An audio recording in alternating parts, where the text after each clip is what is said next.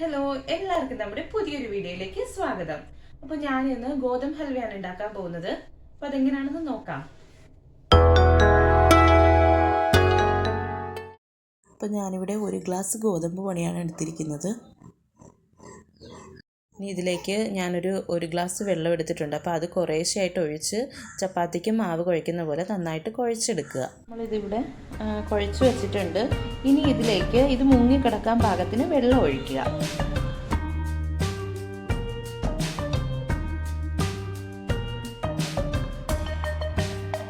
കുറച്ച് സമയത്തേക്ക് ഇതിങ്ങനെ വയ്ക്കാം.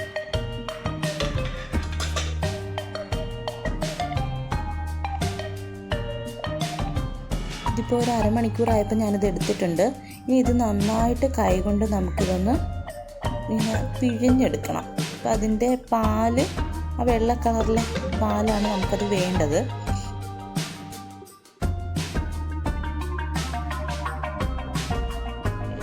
എടുത്തിട്ടുണ്ട്. ഇതിൻ്റെ ഈ സംഭവമില്ല, ഇത് നമുക്ക് ആവശ്യമില്ല. അപ്പോൾ ഇത് അരിച്ചെടുക്കണം. വേറൊരു പാത്രത്തിൽ നിന്ന് അരിച്ചെടുക്കണം. ഇതിപ്പോൾ അരിച്ചെടുത്തിട്ടുണ്ട്.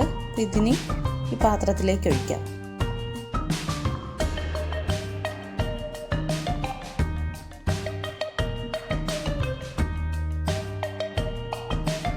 ഇതിനി 1 മണിക്കൂറത്തേക്ക് റെസ്റ്റ് ചെയ്യാൻ വേണ്ടി വെക്കണം. അതായത് ഇതിൻ്റെ വെള്ളം പൊങ്ങി വരും. ആ വെള്ളം നമുക്ക് ആവശ്യമില്ല. അപ്പോൾ അത് മാറ്റാൻ വേണ്ടിയിട്ടാണ് ഇങ്ങനെ അടച്ചു വയ്ക്കുക. ഇതിപ്പോൾ 1 മണിക്കൂറായപ്പോഴേക്കും സംഭവം ഇവിടെ സെറ്റായിട്ടുണ്ട്. ഈ വെള്ളം നമുക്കിവിടെ ആവശ്യമില്ല. അപ്പോൾ അതങ്ങ് ഒഴിച്ചു മാറ്റാം. നമുക്കിതിൻ്റെ പാല് മാത്രമായിട്ട് കിട്ടിയില്ല. അപ്പോൾ ഞാനിത് ജസ്റ്റ് ഒന്ന് ഇറക്കിയിട്ടുണ്ട് കേട്ടോ അടിയിൽ. ഇപ്പോൾ ശർക്കര ഉരുക്കിയെടുക്കാൻ വേണ്ടിയിട്ടൊരു സോസ് പാൻ എടുത്തിട്ടുണ്ട്. ഇനി ഇതിലേക്ക് നമ്മൾ നേരത്തെ പൊടി എടുത്തില്ലേ, ആ ഒരു ഗ്ലാസ്സിൽ 1/4 ഭാഗത്തോളം ശർക്കര എടുത്തിട്ടുണ്ട്.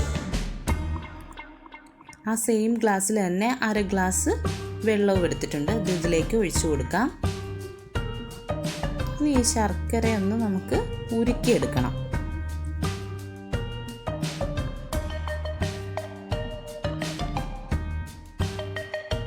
ശർക്കര ഉരുക്കിയെടുത്തിട്ടുണ്ട്.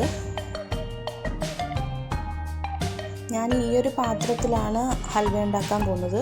അപ്പോൾ നിങ്ങൾക്ക് വേണമെങ്കിൽ നോൺ സ്റ്റിക്കിൻ്റെ പാത്രം എടുക്കാം കേട്ടോ. അപ്പോൾ ഈ സംഭവം നമുക്ക് ഈ കട്ടിയായിട്ടുള്ള ഗോതമ്പിൻ്റെ ഒരു പാല് നമുക്ക് ഇതിനകത്തേക്ക് ഒഴിക്കാം.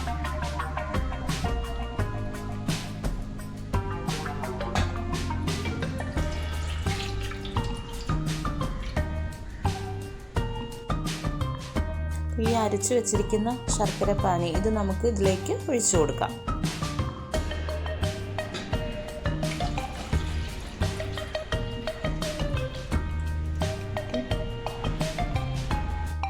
ഇതിപ്പോൾ അടുപ്പത്ത് വെച്ചിട്ടുണ്ട്. തീ സിമ്മിലാണ് ഇട്ടിരിക്കുന്നത്. അപ്പോൾ കൈയെടുക്കാണ്ട് നന്നായിട്ട് മിക്സ് ചെയ്യുക. കൈ എടുത്തിട്ടുണ്ടെങ്കിൽ കട്ട പിടിക്കും, പെട്ടെന്ന് തന്നെ കട്ട പിടിക്കും. അപ്പോൾ കൈയെടുക്കാണ്ട് നന്നായിട്ട് ഇളക്കിക്കൊണ്ടിരിക്കുക.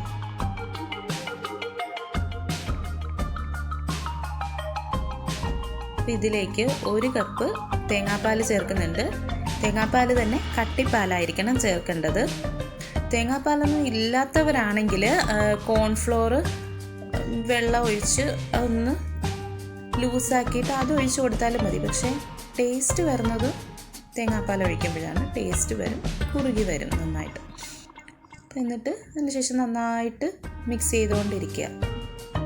അപ്പോൾ ഞാൻ എന്താ ഇത്രയും നെയ്യാണ് ഇട്ട് കൊടുക്കുന്നത്. നന്നായിട്ട് മിക്സ് ചെയ്യുക.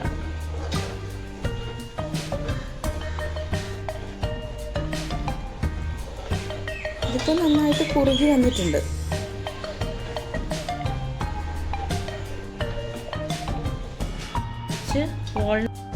എൻ്റെ കയ്യിലിപ്പോൾ വാൾനട്ട് ഉള്ളത് കൊണ്ടാണ് ഞാനത് ഇട്ടിരിക്കുന്നത്. നിങ്ങൾക്ക് അണ്ടിപ്പരിപ്പോ ബദാമോ അതോ അല്ലെങ്കിൽ കപ്പലണ്ടിയോ എന്താണെന്ന് വെച്ചാൽ അവരവരുടെ ഇഷ്ടം പോലെ ചേർത്ത് കൊടുക്കാം. എന്നിട്ട് നന്നായി ഇളക്കി കൊടുക്കുക. അടിയിലൊന്നും പിടിക്കാതെ നല്ല രീതിയിൽ ഇളക്കി കൊടുക്കുക. ഇതിലൊരു പ്രധാനപ്പെട്ടൊരു പണിയെന്ന് പറയുന്നത് ഇങ്ങനെ മിക്സ് ചെയ്യുക, ഇങ്ങനെ കൈ എടുക്കാണ്ട് ഇങ്ങനെ ഇളക്കുക എന്നുള്ളതാണൊരു ടാസ്ക്.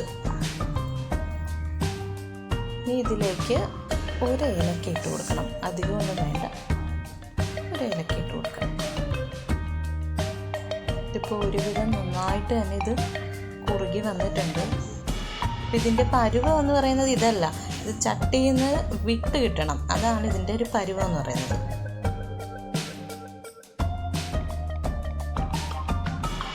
അപ്പോൾ ഈ ഒരു വിട്ട് കിട്ടുന്ന ഒരു പരുവത്തിൽ നമുക്ക് ഫ്ലെയിം ഓഫ് ചെയ്യാം.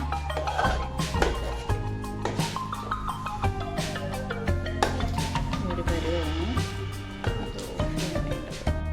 ഈ ഒരു പാത്രത്തിലാണ് നമ്മൾ സെറ്റ് ചെയ്യാൻ പോകുന്നത്. ഇതിലേക്ക് ഒരല്പം നെയ്യ് തൂത്ത് കൊടുക്കണം. ഒരു ചൂടോട് കൂടി തന്നെ നമുക്ക് ഈ പാത്രത്തിലേക്ക് മാറ്റാം. ഇത് പുറത്തിന് ഗാർണിഷ് ചെയ്യേണ്ടവരാണെങ്കിൽ അങ്ങനെ ചെയ്യാം, പക്ഷെ ഞാനിപ്പോൾ ഒന്നും ഇട്ട് കൊടുക്കുന്നില്ല കേട്ടോ. അപ്പോൾ ഇതിന് പുറത്ത് തന്നെ കുറച്ച് നേരം വെക്കാം, ഫ്രിഡ്ജിലൊന്നും വെക്കേണ്ട, പുറത്ത് തന്നെ വെക്കാം. എന്നിട്ടുണ്ട് അപ്പോൾ നമുക്ക് പാത്രത്തിലേക്ക് മാറ്റാം.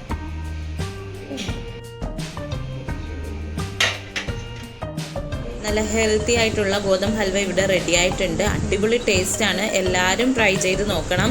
കുറച്ചൊന്ന് ഇളക്കണമെന്നത് ഒഴിച്ചാൽ നല്ല സിമ്പിളായിട്ട് ചെയ്തെടുക്കാൻ പറ്റുന്ന ഒരു ഐറ്റമാണ്. അപ്പോൾ നെക്സ്റ്റ് വീഡിയോയിൽ കാണാം. ബൈ.